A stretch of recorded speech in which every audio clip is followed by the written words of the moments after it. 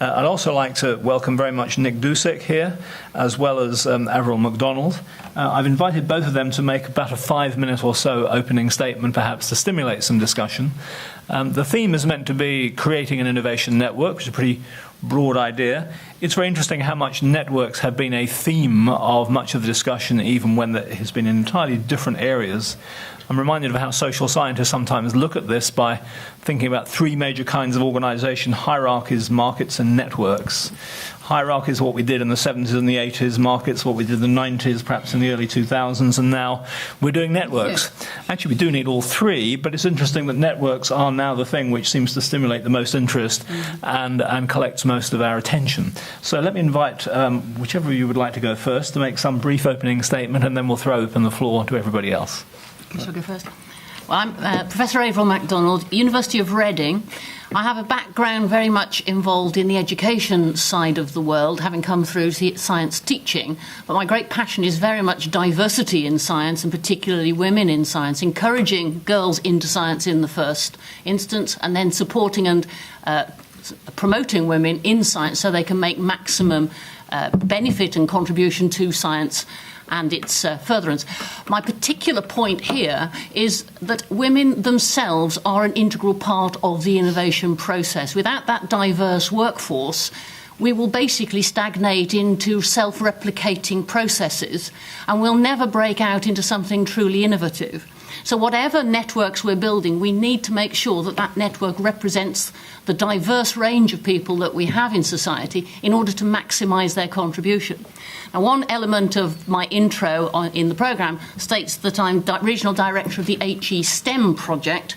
For the people who are in the HE sector, that particular programme is run from Birmingham University, but it has the priorities of widening participation and improving the recruitment process into STEM subjects so that we do widen participation in STEM, but in particular improving the undergraduate experience so that we retain that diverse population in STEM subjects through their progress through university to maximum success, because only then will we have their contribution to the science that they will then go on to do further in their career.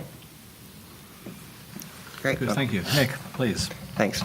Nick Dusick, I'm the Director of the Campaign for Science and Engineering.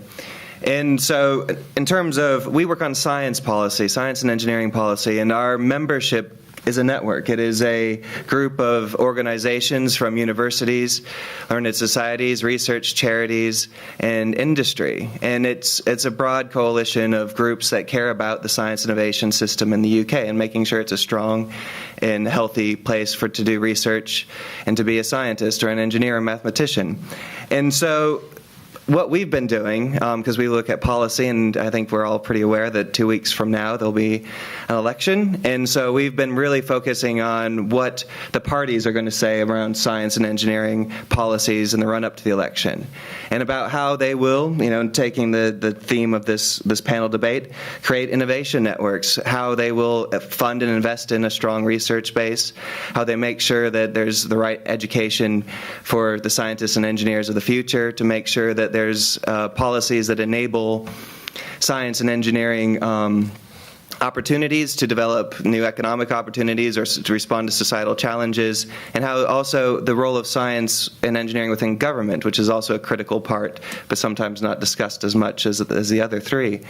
So in terms of making science an election issue, we asked the party leaders to set out what their policies would be, and today we published 2 of those, one by David Cameron and one by Nick Clegg. We're still waiting on the one from Gordon Brown, and really wanting to see how they would develop, if they were to form the next government, the science and engineering capabilities for the UK in a very tough economic circumstances, and how they would see that contribution, getting us out of this economic recession that we are in. So that's what we're up to at the moment, and obviously for the next couple of weeks, that's what we are focused. Thank you. Great, thank you very much. Let me throw open the floor, and I particularly give precedence to the gentleman who I failed to allow to answer a question earlier on. Please. Yes, thank you. My name is Leo from University of Central Lancashire. Just want to follow Wendy's last slides of presentation. You mentioned one of the ways to improve the knowledge transfer by best tech knowledge transfer office to encourage best knowledge transfer office. How would you define the best knowledge transfer office? Because I know you're from the Russell Group for research-led universities, but I know almost all the universities have knowledge transfer offices. Could you shed more light? Do you want me to go straight ahead? To make probably obvious points, capacity, and that requires funding, and investment. You do need to have a sufficient critical mass in the tech transfer office that can meaningfully identify research with real potential right across Russell Group universities, and we do tend to be big.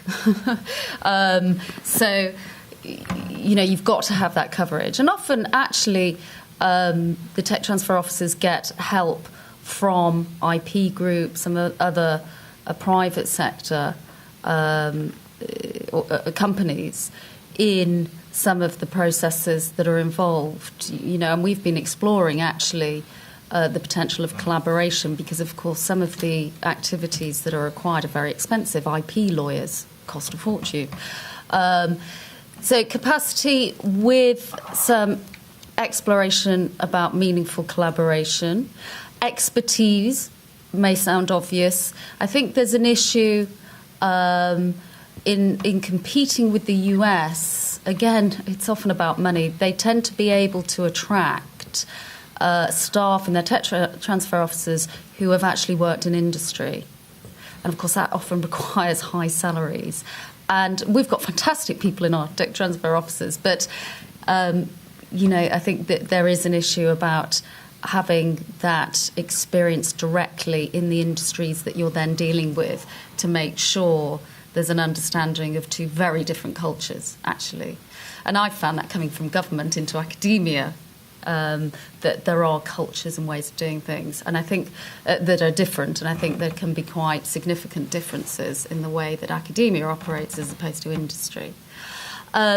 So a lot of our universities are trying to build both capability and capacity in a meaningful way in the tech transfer offices, looking at collaboration. But there's also an issue that we're exploring about how far should you and can you embed those skills within the university. And it is a question, should you have a completely separate set of skills in the tech transfer office? And academics carry on, and etc. Then there's a meeting of slightly two different sets of skills. Or should you be attempting to equip most academics with more expertise in commercialisation? So that's a genuine question and something we're exploring at the moment. Anyone else like to comment on that? No? I'm fine. Go.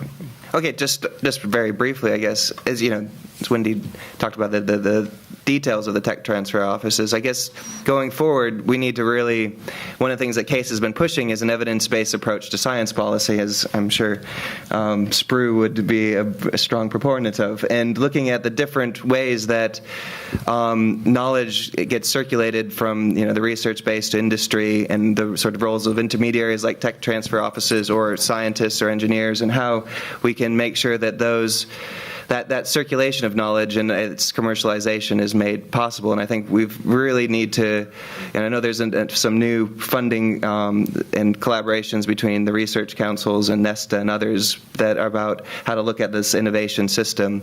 And I think that's probably, really something that needs to be brought forward and very, and strengthened. Thank you.